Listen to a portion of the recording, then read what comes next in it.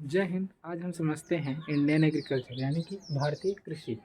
देखिए, भारत के कुल 48.9% जो लोग हैं वो किस पे डिपेंड है? एग्रीकल्चर यानी कृषि पर डिपेंड है। उसके बाद आ जाता है कि जो एग्रीकल्चर है यानी जो कृषि है वो कितने प्रतिशत का योगदान देता है हमारी अर्थव्यवस्था में? तो वो कुल 15% अर्थ हमारी अर्थव्यवस्था में सहयोग करता है। उसके बाद आ जाता है कि starting for development of agriculture, कृषि में सुधार लाने की शुरुआत किन योजनाओं से हुई थी?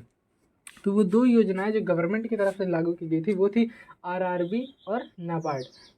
यही दो योजनाएं थी जो सबसे पहले लाई गई थी। आरआरबी का फुल फॉर्म होता है रीजनल रूरल बैंक और नाबार्ड का फुल फॉर्म होता है national bank for agriculture and rural development. दरअसल यही दो चीज़ें थी जिन्हें लाया गया था और लाने के बाद इन्हीं से जो कृषि में सुधार था उसकी शुरुआत हुई थी।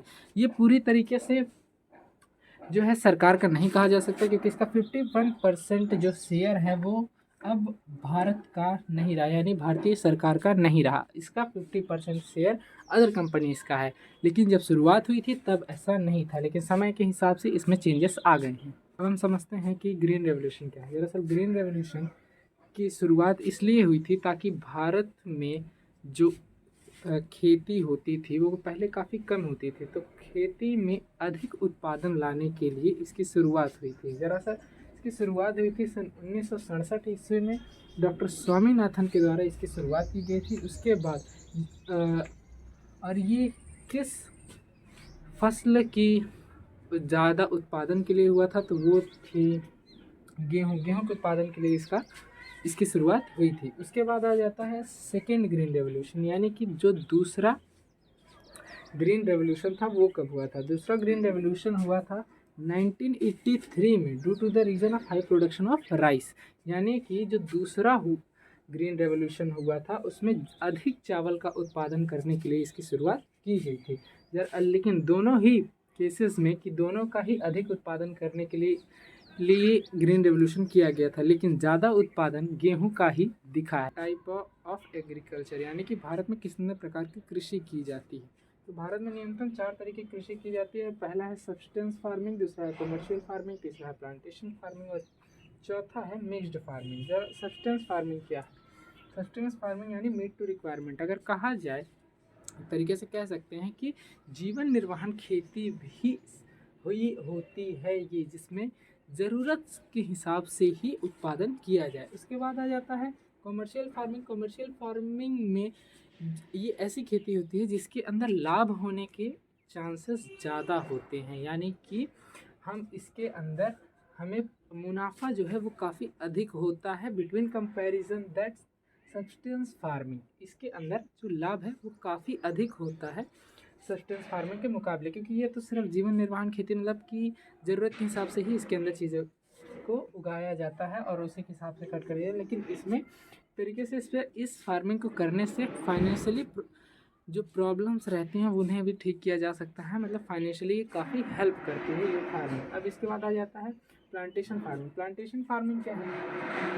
प्लांटेशन फार्मिंग में सिर्फ एक ही तरीके की खेती की जाती है, यानी कि सिर्फ एक तरीके के ही बीज इसमें लगाए जाते हैं, जैसे कि सनफ्लावर, रबर ट्री, चाय की जैसे बागान हो गए। इन सब चीज़ों में एक ही तरीके की तो फार्मिंग की जाती है। तो एक ही तरीके की जहाँ पर फार्मिंग की जाए वो क्या है? प्लांटेशन फार्मिंग है। और इसके अंदर भी काफ़ी अधिक मुनाफा होता है।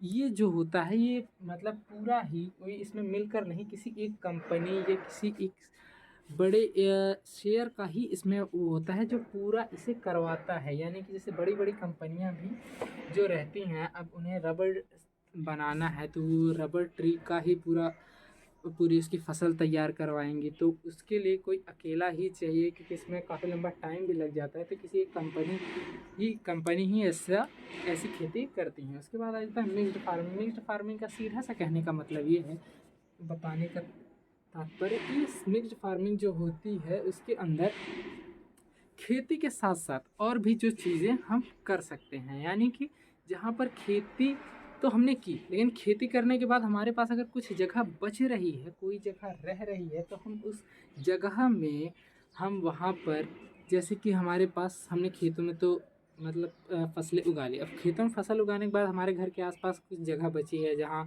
जो किसी काम की नहीं है, तो हम वहाँ पर डेयरी जैसी चीज़ें, जहाँ पर पशुपालन कर कर के वहाँ पर हम कर सकते हैं। सीधे से कहने का मतलब ये है कि एक के साथ दो, मतलब कि सस्टेंस फार्मिंग और कमर्शियल फार्मिंग दोनों ही इसके अंदर की जा सकती है।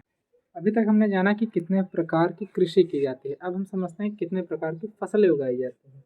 देखिए, भारत में न्यूनतम 4 तरीके की फसलें उगाई जाती हैं। पहला है जायद, दूसरा है खरीफ, तीसरा है रबी, चौथा है कैश। जायद फसल जो है वो मई से जून के बीच में बोई जाती है और जुलाई से अगस्त के बीच में काट ली जाती है।